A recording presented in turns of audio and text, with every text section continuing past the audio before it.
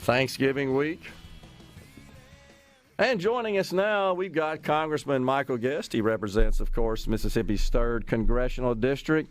And we went ahead and issued a bit of an executive order here, Rhino. We've got also Representative Fred Shanks. We got both of them on the show at this time. Representative Shanks was scheduled to be on at 11:05, and the Congressman Guest now. We're just going to keep you guys, just turn it over to you. I'll just sit back. But both of you at the same time, I think we're setting a precedent, a member of the legislature and the House of Representatives. I think so. How cool is that? It is. Rhino's shaking his head. That's a first, isn't it, here on SuperTalk? All right. Welcome, gentlemen. Thank you. Thank you for calling an audible, letting Fred and I both have the opportunity to be on at the same time. That's it, an audible. I like that. A funny story, people may or may not know, but Michael and I are first cousins, and we were actually running for office at about the same time. It overlapped, and I had people in Brandon who would come up to me, see me in the grocery store, and they would ask me, they're like, Fred, Are you and Michael fighting? Y'all are. I say, no. Michael's headed to Washington. I'm headed to Jackson. And I don't know that Fred tells everybody he's my cousin, so I think the secret is now out of the bag. I love it. It's great because it gives me somebody to bounce things off of, talking about things that we're doing on the federal level, how it affects the state side, and so Fred has often been that sounding board as there's legislation that we're talking about enacting, funding that we're talking about sending down to the state level. Fred is somebody that I rely on a regular basis, and so I think that helps us work very well together, that the federal side knows what's going on the state side, and vice versa. From Fred's perspective, if he needs to know, hey, what is Mississippi going to be receiving in certain legislative packages, particularly some of the COVID funding and things like that, Gerard, where things were extremely complicated as to where those funds were going to go, we were able to work very closely together. It's a great point, Congressman, because there needs to be, I think, a continuous free flow of information from the federal level and the state level. You, of course, Congressman, you rely on input from your constituents and also need to know what the heck's going on with the state legislature. There actually could be conflicts, especially with the Democrats in control. We see constant overreach by them, extending their power into areas where they really don't have purview that are reserved for the states. We're constantly fighting that. You're exactly right. And so when you have those conflict, particularly when funding is attached, my position has always been that the best thing that the federal government could do is send that money down to the state and then let the state appropriate how those dollars are spent. Instead of some bureaucrat in some office in D.C. picking projects that will be funded, it's better to have that done on a state and or local level. And so we always look for ways in which we can push the funding down to the state level, let the state make those decisions because they know the projects, they know the needs of our state far better, again, than some bureaucrat in some federal office who may or may not have been to Mississippi in the last 25 years. And that's why it's important. Yeah, no doubt. Good point. All right, so speaking of which, get your take, Congressman, on the midterm outcome from last week. Rhino were just talking about it. The latest information I show says there's still 5 races outstanding. We sit at 218 to 212 in favor of the Republicans, and in those 5, Republicans lead in 4. If that holds, we're at 222, 213. Yeah, 222. We got a 9-seat advantage. Yeah, a narrow majority, not the majority that we had hoped for. I think that many of us, including myself, had hoped that number would be larger. Yeah. I'll tell you, I started off being very cautious when people would ask me, "Hey, what are we looking at? How big are the majorities are going to be?" But maybe I started reading too many headlines. I started looking at some of these national polling sites, 538, Real Clear Politics, and really started to see that it seemed like Republicans, through polling and just through the fact that the economy was in such poor shape, that the president's approval ratings were so bad, started becoming optimistic that we would have a much larger majority. We saw on election night that didn't turn out. The number of factors that play in, but I think what everybody has to remember is each race has to stand on its own. There were 435 individuals or individual races for Congress. And you could diagram and dissect each race. I'll tell you, in Mississippi, we saw that Republicans turned out overwhelmingly. If you look at the numbers, the 1st, the 3rd, and the 4th Congressional District, all three of our Republican nominees, myself, Trent Kelly, and Mike Ezell, all received 70% of the vote in those districts. And we saw a much narrower margin of victory for Benny Thompson. We saw his margin of victory, I believe, was right at 58% was the last number I saw, which is really a lot smaller than most people projected. But we will have the majority, even though that majority in Congress is going to be smaller than we had hoped, and it's going to allow us to serve as a check and balance on what we've seen this administration do over the last 2 years. Yeah, so Kevin McCarthy, who appears to be the shoe-in for the Speaker of the House, or I should say the favorite. He's not a shoe-in at this point. I've seen some representatives who have expressed concerns about him becoming the Speaker, but I mean, right now you'd have to say he's the odds-on favorite. And you're right. There's really nobody that's stepped up. You know, Andy Biggs put his name in. He received less than 40 votes for the speakership. And so at this point, McCarthy has the overwhelming support of the caucus to be the next speaker. There's going to have to be work done because it's not just the support of the caucus that matters. On January the 3rd, as the new Congress will sworn in, McCarthy or whoever is elected Speaker will have to get 218 votes on the floor of the House of Representatives. I think clearly McCarthy does not have that number at this point, but he is much closer than anyone else. And the fact that his two biggest potential rivals, Steve Scalise and Jim Jordan, are supporting McCarthy. Really, there's no one waiting in the wings right now who would serve as a legitimate challenger to McCarthy. And so I think the quicker that we get these elections underway, the quicker that we can start doing the people's business, because we cannot do anything. The first order of business that the House of Representatives must conduct is to elect a speaker. And until we do that, we can't pass any legislation. We can't begin any investigations. That is the first order of business, and we need to get that resolved on January the 3rd. So he's already come out and vowed, has Representative McCarthy, should he become speaker, to remove Swalwell, Schiff, and Omar from House committees. Yes. He's playing the game that Nancy Pelosi played, right. essentially. And that's what he said when they originally removed Republican members, that when Republicans retook the majority, that we would do the exact same thing. And so that's two members on the Intel Committee who will no longer be able to serve. And then Omar, who serves on Foreign Affairs, based on statements that they've made, based upon, we know with Swalwell, the fact that he had a relationship with an individual who was believed to be a Chinese spy.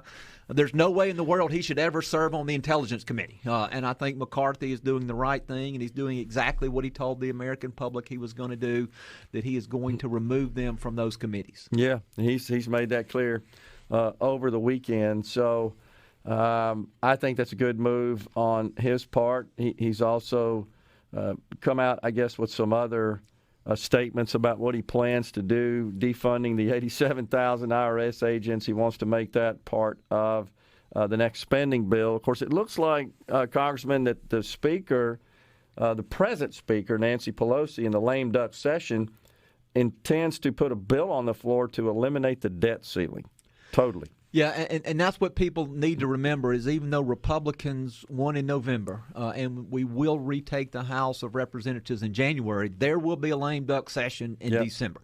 In that lame duck session, Republicans will still be in the minority in both the House and the Senate, and there's going to be an attempt by Democrats to push through legislation such as dealing away with the debt ceiling.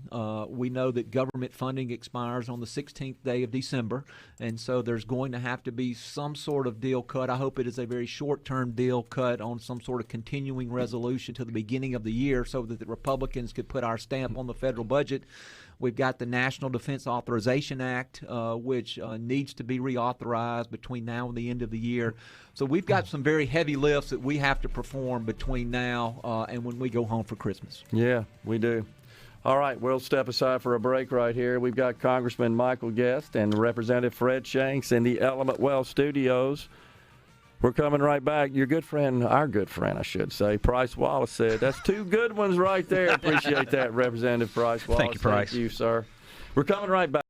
We are back in the Element Well studios, kicking off a brand new week on Middays. We've got Congressman Michael Guest and Representative Fred Shanks in the Element Well studio. So, Congressman, I caught a bit of the hearing involving Secretary Mayorkas last week. You threw some pretty, I think, difficult but reasonable questions at him, and I got to tell you, as an American citizen, I was not satisfied with his answers. You didn't appear to be either, sir. No, and you know, one of the frustrating things about those hearings is you have 5 minutes, and at times we see people will use that 5 minutes and they'll try to run the clock out. But look, I set forth factually why I believe, and I think the American public believes, the border is not secure. Just using statistical data alone, nothing else. Talking about the numbers that existed under the previous administration when President Trump left office and where we are now. Mm-hmm. I think we are at our 8th month with over 200,000 immigrant encounters along our southwest border. The number of immigrants that have been apprehended is a number that exceeds 4 million during the brief time that President Biden has been in office. And so, again, you put that into perspective as what's 4 million people look like. You know, that's a number larger than the population of the entire state of Mississippi. And time again, Secretary Mayorkas would come before our committee, and he would tell us that the border is secure. And we've not lost operational control along the southwest border. And the numbers just don't bear that out. The numbers have not gotten better. The numbers continue to get worse. And, you know, when you have such a large increase from the previous administration to this administration, when they are making no headway at all to be able to bring those numbers down, at some point you just got to you become so frustrated. And one of the things I asked him, would he be willing to work with Republicans? Because I think Republicans have a plan to secure the border. Mm-hmm. The thing I believe that we need to start doing is we've got to detain these immigrants the minute they come across the border. We've got to detain them and send them back to their country of origin. So then the message resonates, whether they're coming from, you know, whatever country that may be, whether it be Mexico, whether it be Honduras, whether it be El Salvador, wherever they're coming from. If people in their home country see that if you come to the United States and you come to the United States without the legal ability to enter the country, you're going to be very quickly reprocessed back home. We're going to see a lot of this surge that we've seen under the Biden administration stop. But this current administration, under Secretary Mayorkas, under Border Czar, Vice President Harris, have done a terrible job. The numbers are just astronomical about how poorly that they've done securing the border, but yet they come in and they tell the American public, they tell Congress time and time again that there is no crisis, nothing to look at.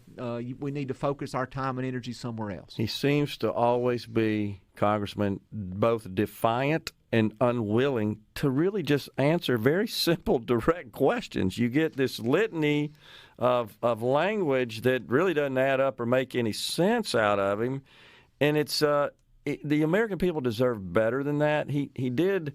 I think you did note that he terminated someone last week, and I believe you asked him, as I recall, as part of that discussion about additional terminations, and he kind of danced around it. Look, I mean, we need to clean house at the Department of Homeland Security as it relates to anybody that has anything to do with the border. Yeah. You know, and look, the rank and file guys who are down there, who are on the border, who are doing their job, those folks are being asked to do that with one hand tied behind their back. They get no help from the administration. Secretary Mayorkas, who I believe overall is a good individual, has done a terrible job in this current position. You know, I would love to see somebody else serve in that role. You know, and we may have that opportunity, but I get so tired of hearing time and time again that President Trump broke the border and they're trying to fix it. Well, first of all, that's a lie. He didn't break the border. When President Trump was in office, we actually stopped people from coming across. And then if you believe that, how long does it take to fix the problem? And they're unable to or unwilling to secure the border. And that's why we've seen this constant surge of immigrants come across the border. And the American people are tired. They're tired of it. They're tired of excuses. They want something done. And if he can't fix the problem, then he needs to go. The acid test is the people who cross the border who will say almost to a person, yeah, Joe Biden said, come on in. You never heard that during the Trump administration. No, and they're wearing their Biden hair shirts as they come across the border. I mean, did anybody wear a Trump Pence shirt when they came across the border? No. All right, Representative Shanks. So one thing that you guys talking during the break pointed out that I quite frankly hadn't thought about is we got to elect a new speaker in the United States House of Representatives. We've also got maybe a similar issue brewing in the state of Mississippi House of Representatives. That's right. Philip Gunn called us in to a caucus meeting about a week ago or so and told us that he was not going to seek re-election. He's planning on coming back this coming year or this next session, and unless something pops up that he just wants to do. So then, coming up, we'll have a speaker's race, and of course my money's on Jason White. I think he's the front runner, and he's got it locked up. Do you think Speaker Gunn will step down as the speaker in his final year of this term? Well, I see him coming back unless something comes along that he really wants to do. He could cut out. Okay. So that's interesting. Yeah, it appears it's present Speaker Pro Tem Jason White's the heir apparent there. Yeah, I think he'd do a fine job in that role. Absolutely. Yeah, I think he has the support of the conference.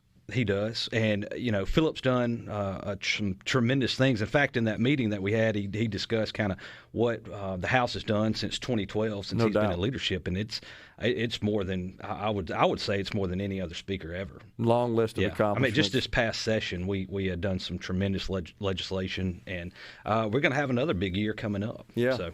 And let's be honest, that's a tough job. Being Speaker of the House, as it is at the U.S. level, the federal level as well, you got a big body there. Oh yeah. Well, you've got 122 elected people, it's herding cats. Yeah.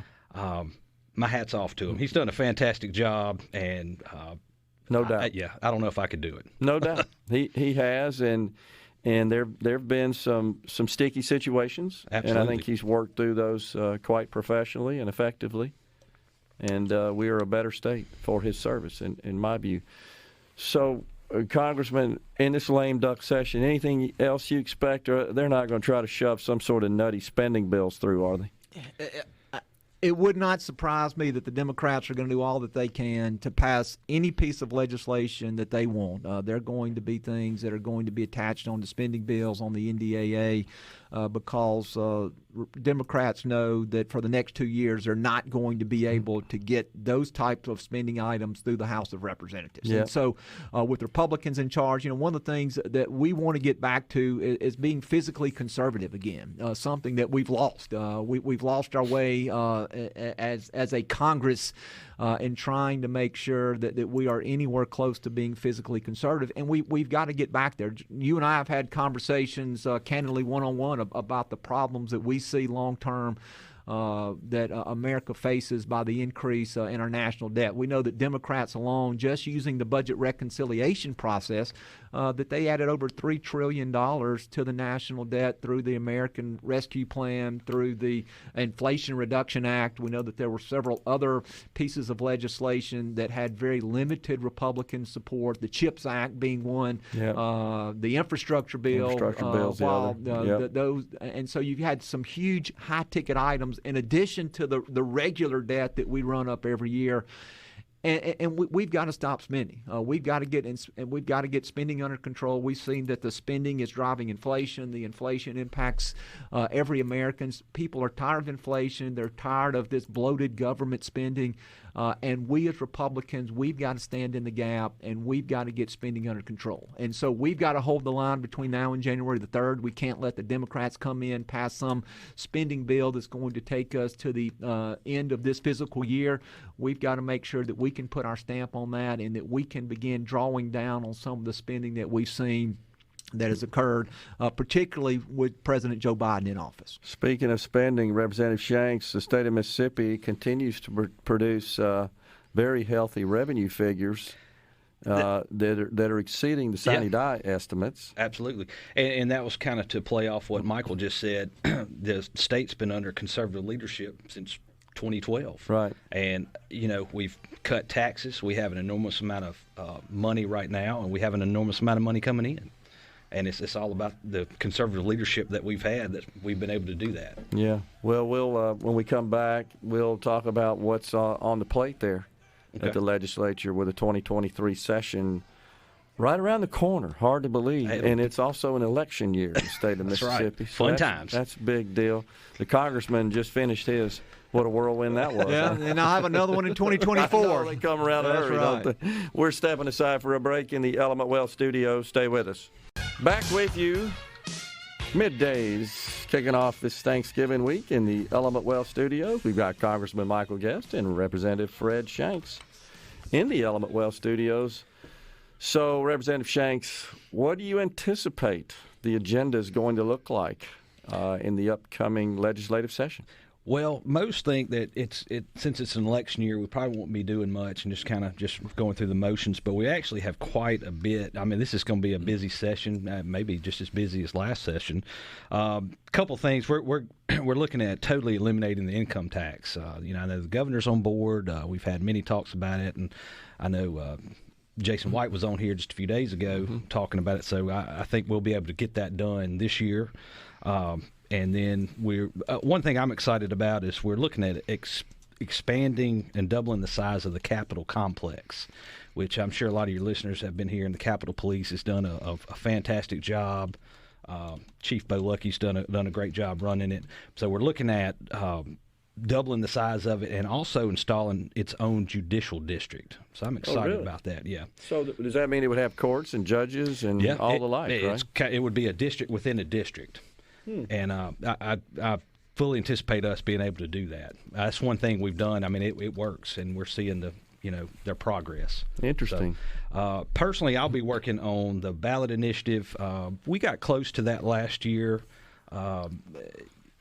We had a little bit of a disagreement on the amount of signatures. The House position wanted to keep the threshold the same, which was 106,000 signatures. 12%, I think, of the total ballots cast in the last gubernatorial election, Correct. Which worked out to be about 106,000, right? So we were, I wanted to be fair about it. That's a hard number to get to, especially with the grassroots efforts. I wanted to stay right there. Senate wanted more than that, and it just kind of broke down. But since then, I've run into the Lieutenant Governor several times, and he's actually brought it up to me. So I think he's ready to do something. Okay. And then I think on your show, I heard my friend Senator Nicole Boyd was talking openly about really wanting to get something done. She sure on that. did. Yeah. So I think we'll be able to get that knocked out as well. Okay. Well, those are I think those are good goals to have in the next session for sure. I know if you look at the 2022 session, just talking anecdotally to people, to Mississippians, that was the piece of unfinished business they thought was just left at the Capitol. Yeah. And it just tabled. We're just going to kick that down. And the thing about it, of course, to keep in mind is that that's got to go to the voters statewide. Correct. So we have to have a statewide election. Well, we got one coming up in 23. The hope was we get something out of the 22 session to be on the ballot just recently here, where we went to elect our U.S. congressman. That's right. That was the goal. It just didn't work out. Session, but so we could get it on the ballot for the 23, where we have obviously statewide elections. Yeah. And Gerard, just want to chime in on the Capitol complex. I mean, that to me has been a tremendous success. For somebody who's grown up here in the metro area my whole life, and to see, particularly my former role as a prosecutor, the crime that had overtaken the city of Jackson, and really how that had impacted economic development in the city, had it impacted tax revenue as businesses and homes were moving out.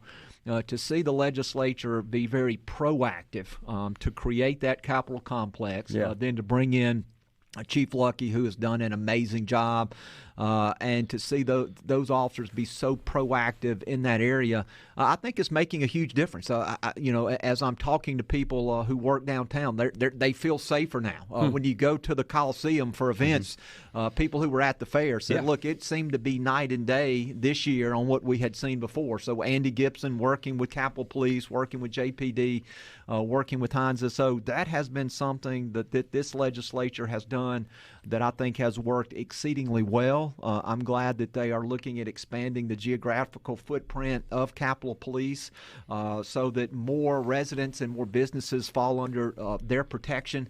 And it's something that we're looking at trying to also partner with on the federal side and making sure that they have the financial resources that they need. I think there was roughly $750,000 that we put in through some federal programs that would go toward purchasing body cameras, things such as bulletproof vests, radios, the necessary equipment that they need so that all of their officers are protected and have the equipment that they need to do their job. And so I applaud the legislature for doing that. I think that single-handedly has been an important piece of us being able to protect the citizens of the capital city. Yes, it seems like it. I mean, I've heard the same feedback from just generally from citizens. They do feel safer on these properties that are protected and secured. Yeah, it's one of the number one things I get asked about. Interesting. And there's also a Shanks guy over there, too. I know. I have to give him a little credit over there. Tell us who it is. Yeah, it's Sim Shanks. It's my twin brother. He's a major over there, so he's doing a good job. Absolutely. We got a break right here. If you guys can hang around through the break, we're at the top of the hour. I know, Congressman, you got an appointment, but we'll get you out of here in time, I think, to get over there. We're coming right back with Congressman Michael Guest and Representative Fred Shanks. Stay with us. Hour 2 of Middays live from the Element Well Studios. Thanksgiving week is here. Egg Bowl will be played Thursday evening at 6 o'clock in Oxford, and the weather forecast looks like it might be a little wet, a little rainy, a little drizzly. Representative Fred Shanks, Congressman Michael Guest, our guests in the Element Well Studios. So Ben from Madison on the C Spire text line, which of course is 601-879-4395, wants you to know there, Representative Shanks, that he would prefer to keep the signature requirements at the present 12%, 106,000, based on the last number of ballots cast in the last governor's election. No need to increase that number. Yeah, that's what he said. I'm with you, man. Yeah, I'm going to hold strong on that and kind of see where it goes. Yeah, and so the idea also, as I recall, is that the citizen-initiated ballot measure process would be used for making law or amending law, statute, Correct. as opposed to the Constitution. Correct. Yeah. In the bill, we had it. The biggest thing that we did was, and the problem with it was, we had 5 congressional districts, and now we obviously have 4 congressional districts. Well, the percentage of the signatures, that language never got changed when it happened. So didn't align. Yeah, so we did that, and then we changed it to statutory only. Yeah. So but the holdup, obviously, like I mentioned before, was the threshold on the signatures. So that was the difference between the House and the Senate. Correct. I never really heard anything from the Senate as to why they wanted more signatures. I mean, so that just means the bar is higher. Correct. To get something on the ballot initiated by the citizens. It typically also means you got to spend more money to go get those signatures. Where they were at one point, they were at over 200,000 signatures, and I felt if we pass something like that, I mean, that's just the voters are going to be mad as hell on that. Yeah, I don't just think wasn't that's going to do good. it. Yeah. Yeah. I mean, it's just unobtainable to do it that way. Congressman, what about committee assignments, sir? What do you think might happen there? And also, are you in line for one, a chair? Looking at, as we come back in January, we will be populating the steering committee, actually when we come back the week after Thanksgiving. And so one of the things that Kevin McCarthy has done is he has increased the steering committee to make the region smaller. And so the steering committee is made up of elected members of leadership, Kevin McCarthy, Steve Scalise, Elise Stefanik, and then they have also increased the regions from 13 to 19. So there's 19 regions, and Mississippi is paired with Louisiana and Arkansas. And so we will elect steering committee representatives. Steering committee will begin to meet. Currently, I'm on Homeland Security. Want to try to stay on Homeland Security. I've been on Homeland Security since coming to Congress and have now spent 4 years and currently serve as the vice ranking member, so the number 2 Republican on Homeland Security. Serve on ethics. Ethics is a speaker-appointed or leader-appointed committee. Serve currently as the ranking member on ethics, and also on another very important committee, transportation infrastructure. First term on T&I, but looking to try to maybe move off of transportation infrastructure onto appropriations. Appropriations is a committee that is vitally important as we start looking at how funds are going to be distributed, what pieces of legislation are actually going to be funded. It's one thing to get a piece of legislation authorizing something. So there's authorizing legislation which creates something, but then you have to have the appropriations to go along with it, or in many cases, it's a moot point. Mississippi has had someone on appropriations in the House since Jamie Whitten. So you had Jamie Whitten, who was a long-term member of Congress for 4+ decades. Then from there, Roger Wicker, when he was in the House of Representatives, served on House Appropriations. Then Alan Nunley was on House Appropriations, and Stephen Palazzo. And so we kind of consider the fact that Mississippi has historically had a seat on appropriations for a long period of time. And we know in a small rural state like Mississippi, it's important to have someone on appropriations who is there, because once the budget is passed, and I'm for smaller budgets and I'm for limited government, but once those figures are set, I think we need to fight like hell to bring every dollar we can back to Mississippi. Yeah. Currently, Senator Cindy Hyde-Smith, she is on the Senate Appropriations. I think it's important for Mississippi to have a counterpart on House Appropriations, and so that is what I'm seeking to do. In a perfect world, I would continue to serve on ethics, continue to serve on Homeland Security, and then move over onto appropriations so that I can continue that tradition that Mississippi has had all the way back to Jamie Whitten. What happens to the January 6th committee that Congressman Thompson heads? What happens now that Republicans are in charge of the House? That committee will very quickly be disbanded. There was some talk about maybe changing the focus of the committee, maybe leaving the committee somewhat intact.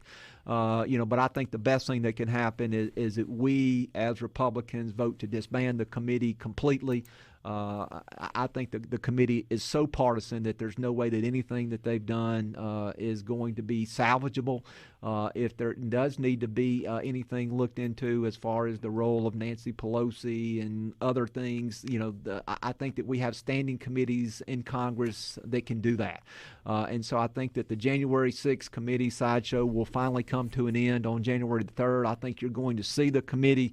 They're going to continue to try to get as much information out as they can, because they know that the clock is ticking and that committee will no longer be in existence. And we know that the 2 Republicans who are on that committee were not reelected to serve in Congress. Yeah. And so Liz Cheney lost. Adam Kinzinger did not run. And so those were the only 2 Republican members appointed by Speaker Pelosi, again, to make some sort of try to make some sort of argument that it was bipartisan, but clearly it was not a bipartisan That was after committee. Several were right. submitted by Representative McCarthy. Yeah, she rejected them all. She did. She rejected. She wanted essentially anti-Trump people. That's right. She wanted Democrats in the anti-Trump wing of the Republican Party, and that's who she put on the committee. Yeah. And we've seen that everything that they've done is partisan. Everything that they've done for the media. They were scheduled to have a hearing, and that's when the hurricane was set to hit Florida, and they canceled the hearing because they knew that people were going to be watching the weather and paying attention to the hurricane, not to the information that they were going to try to be presenting to the American public. So clearly, political committee, which will go away after January 3rd. A couple of minutes here before you go, Congressman. And Representative Shanks, you can hang around if you want to after the Congressman I know has a meeting. So last week, Kevin McCarthy, Republican leadership in the House, Elise Stefanik, Steve Scalise, Comer, et cetera, all came out and said we're going to be launching investigations into the Biden administration, in particular Hunter Biden. and they were pretty emphatic about getting that underway rather quickly. Do you support that, Congressman? Do you think that's a high priority at this point that the caucus ought to be focusing on? I think that there are several investigations that the Oversight Committee needs to be looking at and beginning those investigations quickly. Hunter Biden clearly being one of those. The withdrawal in Afghanistan. I think we need to look at what happened. We need to look and see why we lost those servicemen and women because clearly I think that would have been preventable. I think that we were looking at, our military was looking at a date that the Biden administration has set that all of our forces were to be withdrawn by that date. I think we rushed that, and because of that, I think we not only lost American lives, but we left hundreds of millions of dollars in military equipment, which is now in the hands of the Taliban. So I think that there are many things in which we need as Republicans to turn our focus on, but I do support what Chairman Comer will be doing on the oversight, what Chairman Jordan will be doing in Judiciary as we begin looking into these issues that are important to the American people. James Comer, representative from Kentucky, he will be the incoming Oversight Committee chair, I believe. Is that right? That's correct. Yeah. So. And then Jim Jordan, of course, who everyone knows from Ohio, will be head of Judiciary, and they will be working very closely together, hand in hand. I believe, we talked about this last week, Rhino and I did on the program, these investigations are necessary because I think Americans deserve to have their elected representatives held accountable when they commit wrongdoing, and I do think there's something wrong here, but it needs to be investigated. When they don't act right, but we got other fish to fry too. And you and I talked about the border too. I mean that's something that we really have to begin digging into as to why have we been unable to prevent the border crisis. It's ridiculous. Yeah, but you're right. You have to do that. You got to be able to walk and chew gum. You've got to be able to conduct these investigations while also legislating and doing the things that the American people elected us to do. And I believe Republicans can do both simultaneously. Let's certainly hope so. Inflation and the cost of living, of course, the rising cost of living, still top of mind to I think every American out there. And we are, I think, looking forward to Republican leadership to put some bills on the table that would boost supply, that are supply-side oriented legislation. The president's telling us, oh, yeah, we're just going to give you this money and that money and write this check, that check, and that brings down inflation. That's not bringing down inflation. Those are just welfare giveaways at the end of the day. That's right. The Inflation Reduction Act will have the complete opposite effect of the name of the bill. I think we got to start dismantling it one provision at a time. Amen. Good to see you. Thank you, Congressman, for coming in. Representative Fred Shanks is going to stick around through the break here in the Element Well studios. We're coming right back. MidDays, SuperTalk, Mississippi. We are in the Element Well studios. We appreciate Congressman Michael Guest joining us today to kick off this Thanksgiving week. And Representative Fred Shanks still with us. We knew that the congressman had a deadline, had to get to a meeting, so we talked mostly to him about all the stuff going on up there in Washington. But let's turn our attention to matters in the state of Mississippi. As we just discussed, you guys are going to be back at the Capitol January 3rd, correct? Yeah. January 3rd. Yeah, right around the corner. And one thing to say since Michael's gone, I'm glad to be in the House in Mississippi and not in Washington right now. It's crazy. It is crazy. I know things are going to get better, but that just made me really appreciate where I'm at right now. Well, honestly, and I've spoken to the congressman many times just in a private setting. It's brutal when you're in the minority. It has to be. You feel so. And so sometimes I'd ask him, like, okay, I noticed this piece of legislation has gone to the floor. Has the speaker, have the Democrats given you guys a chance to talk about? Well, not really. Really, you're just ostracized and you're isolated to a great extent when you're in the minority like that. We talk quite a bit, and he tells me, he's like, Fred, we are just voting on the dumbest stuff right now. It's embarrassing to even talk about. Whereas, I get to just go talk to Philip Gunn right now or call him or whatever, and it's just it works. It's nice. So I hope that they'll have that. It'll be totally different now. Yeah, I was pleased to see Representative Kevin McCarthy say that he is not going to put Swalwell. Oh, me too. I love that. Schiff. Yeah. On committees. They don't need to be on committees. No, they don't. It's preposterous that they would even be on there to begin with. So, Omar. I mean, they're borderline treasonous, honestly. Anti-American, absolutely. Absolutely. They shouldn't even be there. I agree. Oh, gosh. Also saw where the Representative McCarthy has announced rules where he will start the day with Pledge of Allegiance I love that. in the House of Yeah, Representatives. absolutely. Look, we do that every day during session, and Yeah. I wouldn't have it any other way. I mean, why is that even an issue? It's the United States House of Representatives, because there are Democrats there that have deep contempt for the Pledge of Allegiance and thus this country. There's quite a few communists up there. I agree. It's ridiculous. It is. It's It totally is. ridiculous. All right, so you guys are going to be back at the Capitol. May or may not have a new speaker. You don't know at this point, but that's going to be, even if we do have a new one, from Speaker of the House Gunn over to Jason White, orderly transition. Absolutely. We've got a real good leadership team. Everybody works well together. If that does happen, I don't really see any problems with a transition. I think it'd be rather smooth. No, I agree with you. And so the governor, he published his priorities for the upcoming session. He did. One of those being elimination of the income tax, and hopefully we'll revisit that and think about creative ways to make that happen.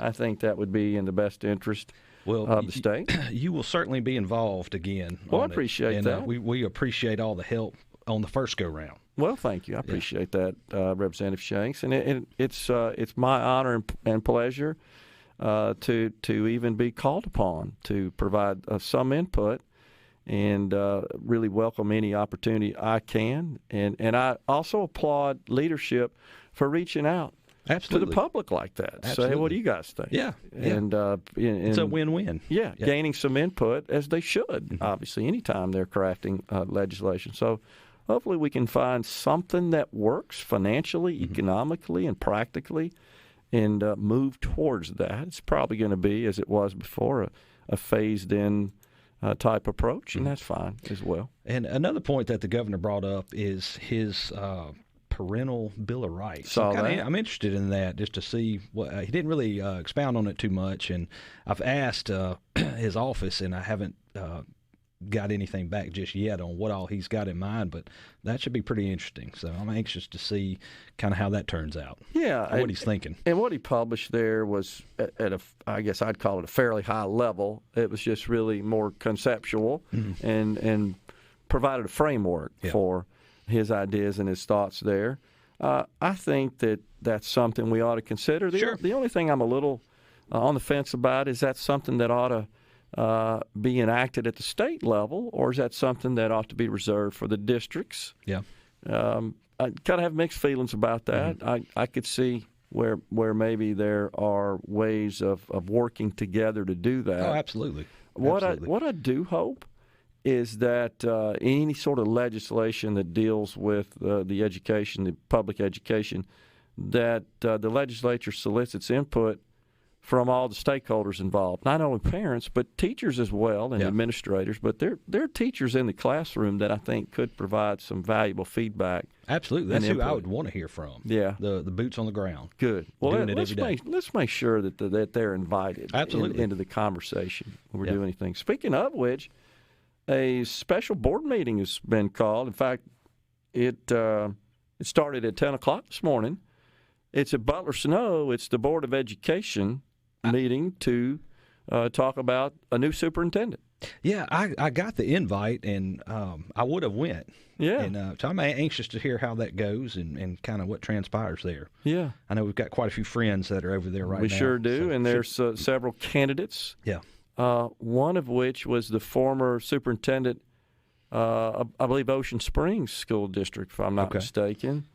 But my understanding this morning is that, or at least yesterday, late afternoon, I was informed that she was removed from consideration.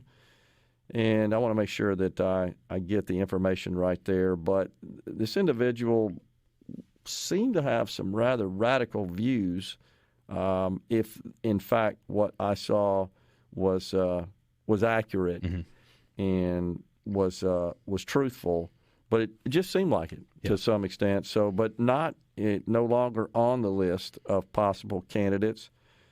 You know, I'd like to see us get to a point at some point, get to a time at some point where to serve in the role of superintendent of the public schools in Mississippi or any state, that we don't just limit the field to those that have some degree of experience in the education world and some level of academic achievement, PhDs, et cetera. That seems to kind of be the default, but I think there's probably a lot of people out there that are qualified for this, absolutely. such a job. I like outside the box. Yeah. I like, having a businessman in politics, things like that. Just a little different, outside norm, shakes things up, new blood. I'm all about it. Yeah, it's a management position. Absolutely. Obviously, and there are a lot of folks that have fantastic management skills, interpersonal skills, organizational, operational skills, decision-making skills. And this is what this is all about. That's absolutely. Running a big organization like that. Yeah. Same thing, your son and my brother are both baseball players and happen to be good baseball coaches, but not everybody that plays baseball happens to be a good coach. And I think that would certainly apply to really anything, but, just like we said. Right, exactly. That's just the way that works. Yeah, it's Dr. Benita Coleman. She was the superintendent of the Ocean Springs School Board. They just voted 3-2 not to renew her contract. And she was in contention, but apparently she was removed. Interesting. Kind of abruptly yesterday. I'm not sure of the whole story there, but I do have that from very reliable sources. I mean, I did know she was a candidate, but so we'll see where that lands us. But that is a very important role in the state of Mississippi. Oh, as we have seen, absolutely, and especially when the COVID hit and all that, and it was even more prominent then as well. Yeah. So need some solid, common sense leadership right there. And the Board of Education appointed by, I don't remember exactly how many appointments, seats each gets, but it's the governor, the lieutenant governor, the speaker. Correct. All appoint members to the Board of Education. Correct. Yeah, but they're meeting today, not far from here at Butler Snow. We'll see what happens there. I'm interested. Yeah, and I'm sure members of the legislature are tuned into that very carefully as well. They're very interested in seeing how all that goes.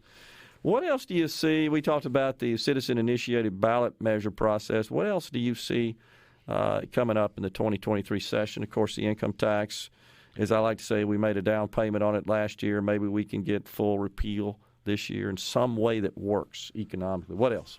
One other thing that we've got is it didn't get promoted quite as much as I guess I would like to, but we had a pregnancy crisis center tax credit. Yeah. That's capped out at $3.5 million. If you donate to one of these centers, you can write that off. We're going to try to double that cap amount. Yeah, I know that's something the Speaker wants to see done as well, Speaker Gunn. It's a good program, so we're going to try to expand that as well. Okay, good deal. Representative Shanks, always good to see you, sir. Thanks for coming on Middays. Absolutely. And I got to say, go Dogs. All right. And a happy Thanksgiving to you and the family. You as well. Good to see you. All right. We'll step aside for a break right here. We're coming back in the Element Well Studios Middays.